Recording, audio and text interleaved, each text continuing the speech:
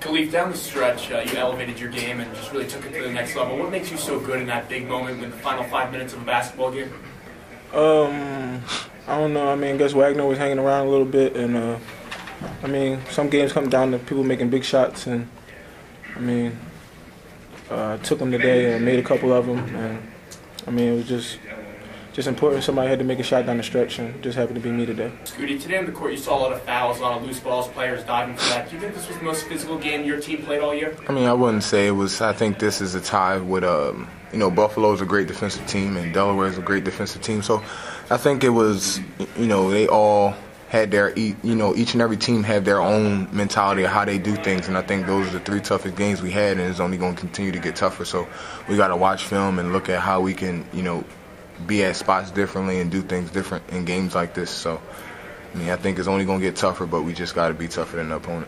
Coach, team got off to a slow start today, and then you called that timeout, and it seemed like they got things going on the offensive end. What did you say to them during that first timeout? Well, I'd like to tell you how brilliant my strategy was there and all of this. It's just, we weren't as attentive to details we needed to be, and I think right from that, Khalif made a three-point play, and then we made another three-point jump shot, I think, and stemmed the tide a little bit.